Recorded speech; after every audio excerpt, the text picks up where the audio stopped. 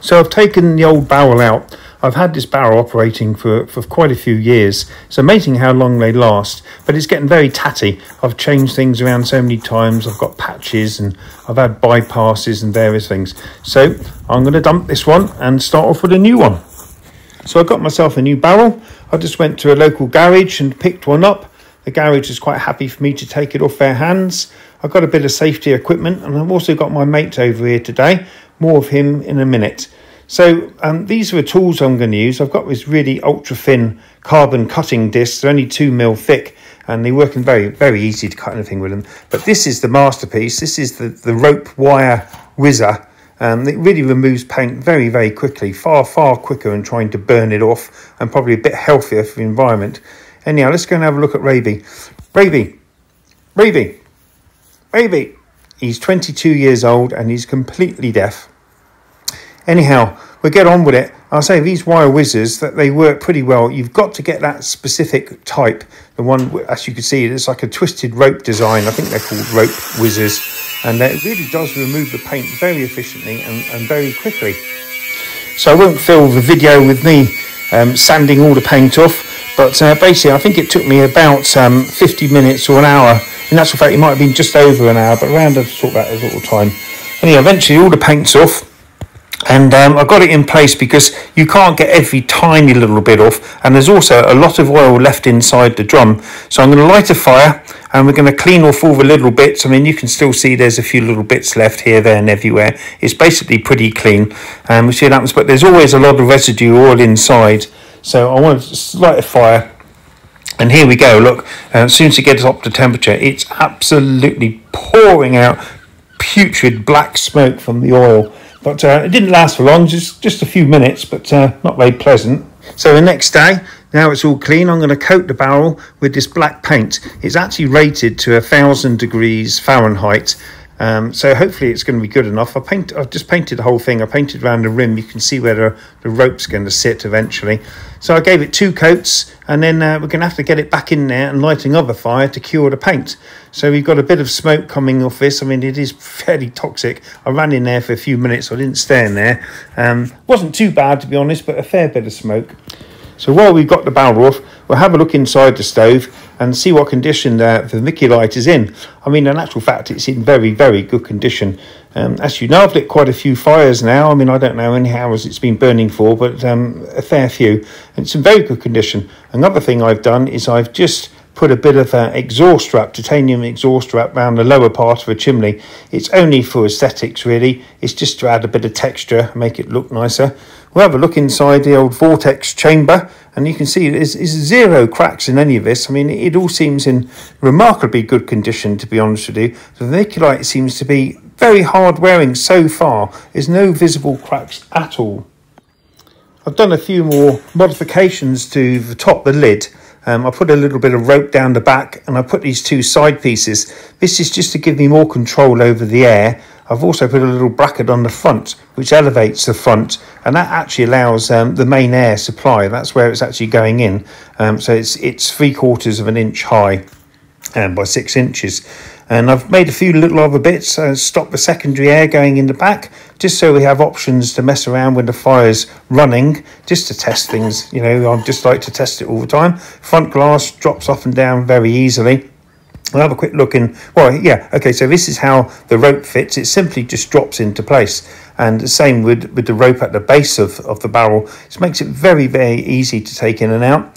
Here's the underside of my 8mm thick, or is it 10mm thick? 10mm thick, I think it is, steel plate.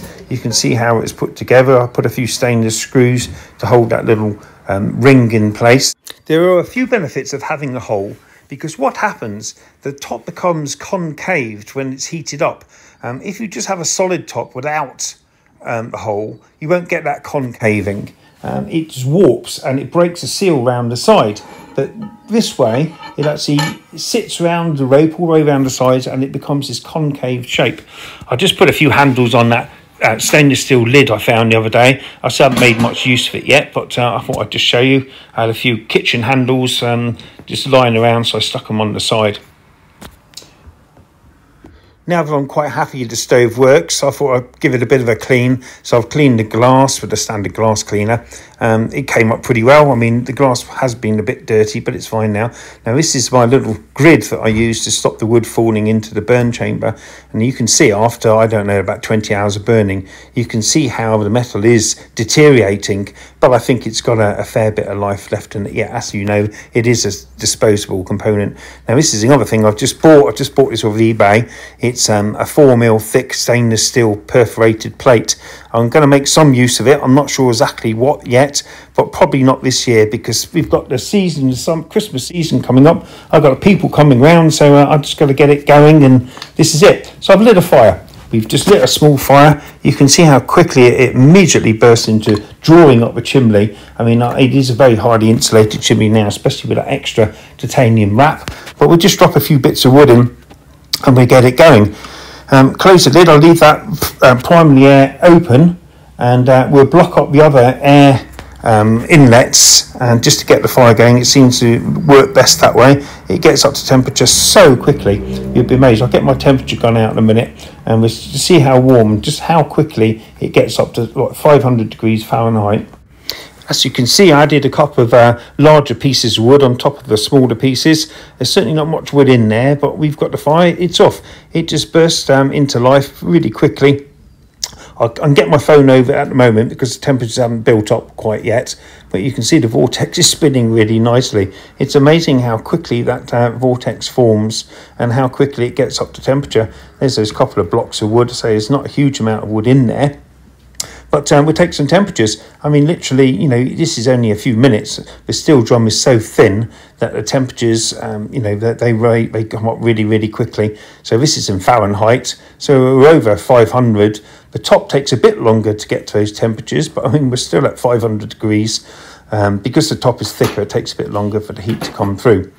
But nevertheless, so here we go. Look, this is really interesting. So after literally, I don't know, it's probably 7 or 8 minutes now, but you can see how the top is concaved.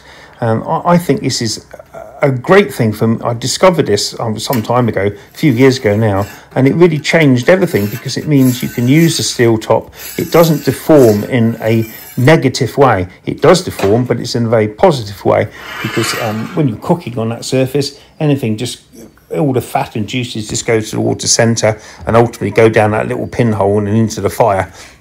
So we've got a good seal. We've still got a really good seal all around the edge. So yeah, I think that's a fantastic asset to have, that central hole. You can see the fire's getting up to temperature now, because the main inlets are still blocked up. We're just feeding it through the primary air and the secondary air inlets, but you can see it's over fueling now. We've got a lot of unburnt gases reaching right up to the top, so it's time to expose some more air. So we'll take out our just temporary pieces that are stopping there, getting there, and we'll see how quickly that changes. I mean, I've done it many times in the past. I mean, normally it just drops down within 30 seconds or so. As soon as you give it more air, it becomes more under control. And you can see it. Look, it's completely under control now, just simply by opening up the 2 secondary air inlets. See what the temperatures are now. I mean, you know, you can see how quickly it goes up. Now it's got the secondary air and it's being preheated and going in. The temperatures are just going right up. They're just shooting up. It'll go up to it reaches about 750 Fahrenheit. That seems to be about its maximum running temperature in this format. But the top, as I say, takes longer to get up to that temperature. I think that normally runs about 670. Something like that, and the side of the barrel near the top, and that can go, well, I've seen it going up to 800 in actual fact. So the fire's been running for, I don't know, 35 minutes, something like that, 30 minutes. It's really hot now. So what I've done is I've plugged up the secondary air holes. So there is still air getting in, and it's creeping in down the sides around here. There's a little bit of air gets down the side from the glass. So there is some air going in there, but hardly any. So it's very restricted air. It's really working like a gasifier.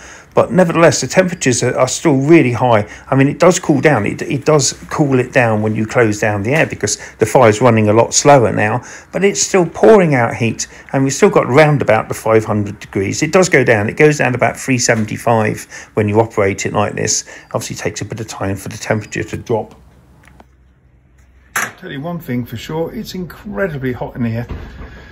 it's just, the fire is so efficient. I mean, even with this completely non-insulated party house of mine, it's just crazy hot. It's way over 80 degrees Fahrenheit. The fire's been running for, I guess, about 40 minutes. I mean, we're still actually using the same 2 large pieces of wood I put in. It must be at least 40 minutes ago, and they're still there. With the air shut down like this, it's sort of working as a gasifier. But you know, it works very, very well. I mean, it's still very successful. It's pouring out heat and hardly burning the wood. The wood's burning really slowly. So yeah, it's great.